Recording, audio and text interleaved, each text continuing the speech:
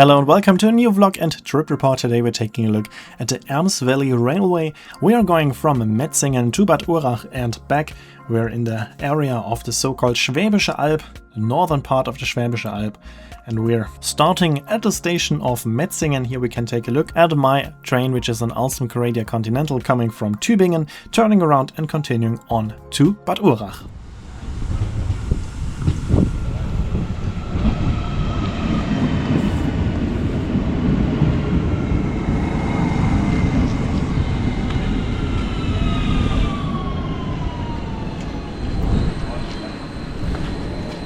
We can take a short look at the interior of the train, which comes in the bwegt design, the typical design of trains in Baden-Württemberg. This train has been refurbished. It was operating in the area of Augsburg in the first place and now received the bwegt design. The seats are still not too comfortable, they're quite hard and there are no other features available.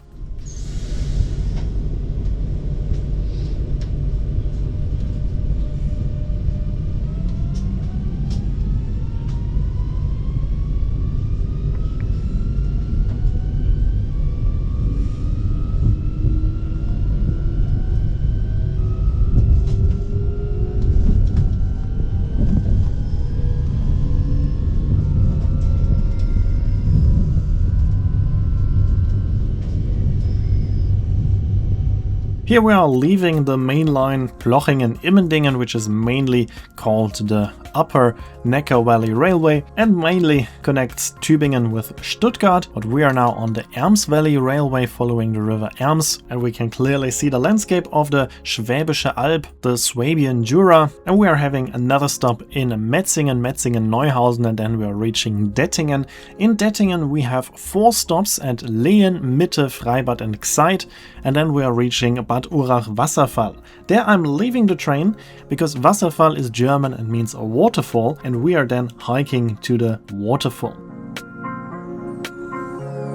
Here we can see another train of the type Alstom Coradia Continental. Those trains are here only since a few years because between 2019 and 2022 the railway line was electrified, as it is part of the Regionalstadtbahn Neckar-Alb. That's a regional S-Bahn system that is currently under construction and in planning, and this is one of the first railway lines that got an upgrade, has been electrified. Before the electrification, regio shuttles were used here on this line. Here we are reaching Bad Urach waterfall, and here I'm leaving the train and we can take a look at the departure of my train.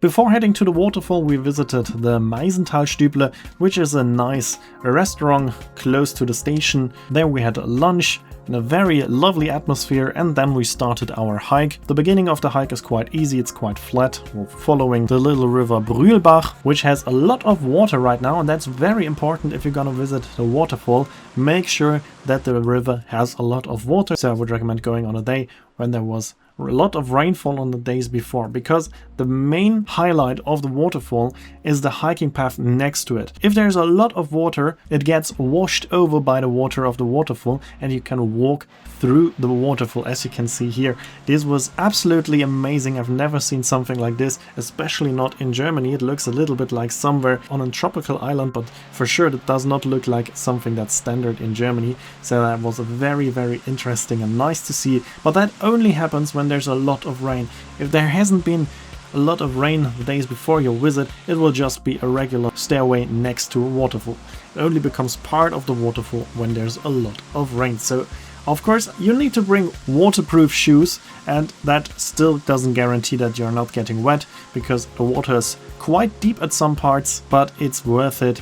It's a very, very beautiful experience, so I can absolutely recommend going to the waterfall, and I would continue then hiking to the top of the waterfall. The waterfall itself is 37 meters high, and then there's additional 50 meters at the stairs, so it's a quite high waterfall. That means the path up to the top of the waterfall is also quite steep and demanding, but it's worth it. From here you have a nice view, and then you can continue on quite easy paths to the Grillplatz Kreuzhütte. You can find that on Google Maps.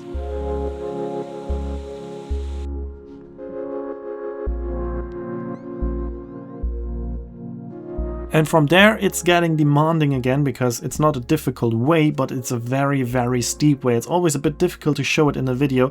I tried my best to show you how steep it is with this shot here. Maybe you can get an idea of how steep it goes up to the castle. It's the castle ruin of Bad Urach. Also absolutely worth a visit.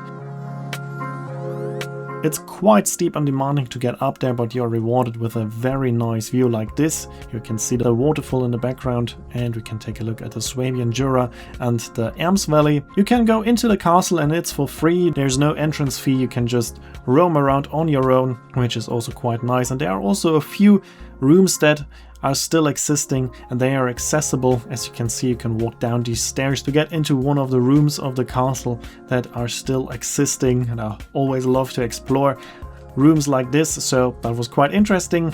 And you also have a fantastic view down into the Erms Valley. You can see Metzingen and Bad Urach, so it's a very nice place. The hike in general was around 7 to 8 kilometers. We had a difference in altitude of around 300 meters, so it is a nice, a little bit demanding hike, not too difficult, but a little bit demanding, especially when you're going up to the castle and up to the waterfall. The rest of the hiking path is not too difficult. When you're going back down from the castle, you can follow the steep main road, or you can go on a demanding hiking path. Hiking path is a bit shorter and faster, but more difficult. The other way, a little bit longer, but easier. In both cases, you're ending down in Bad Urach at the station Ermstal Klinik. There you can take the train back to Metzingen. We decided to walk on into the city center of Bad Urach and also take a look at Bad Urach, which I would also recommend, because Bad Urach has a beautiful old town with a lot of half-timbered houses, so it's also worth a visit.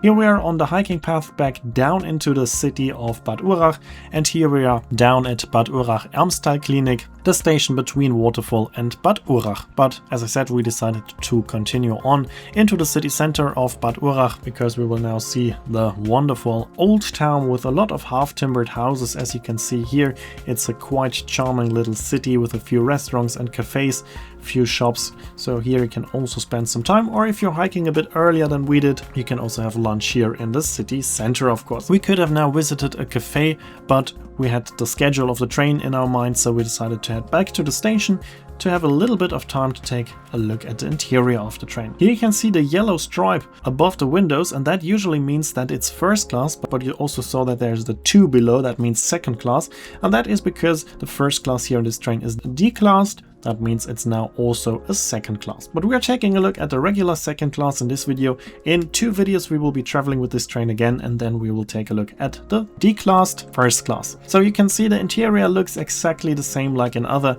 Alstom Coradia Continentals. The only difference is the pattern on the seats, which is now in the bwegt design. Also in the base of 4 we have this typical little table with a trash bin below.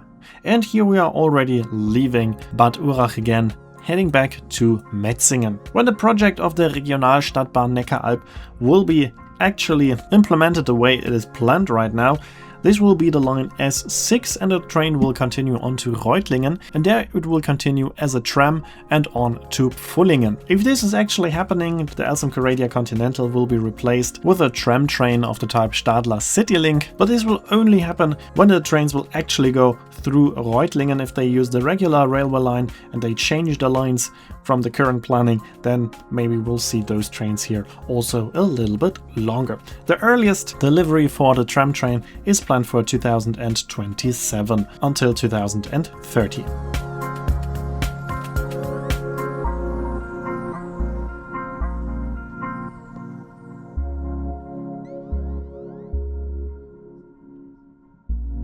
We are in the meantime already back at Metzingen. We are reaching the station of Metzingen, and here I'm leaving the train. The train is then continuing on to Tübingen, but it's using the regular railway line, so that's not too interesting. And therefore this video comes to an end here, and in the next video we will start somewhere else. That's it for this video. I hope you enjoyed it. Here you can see when the next video will be uploaded and the name of the song. As always, I'd like to say thanks for watching. Hope you enjoyed this video, and if you did, make sure to comment, like, subscribe or share the video link, and I hope to see you in my next video then.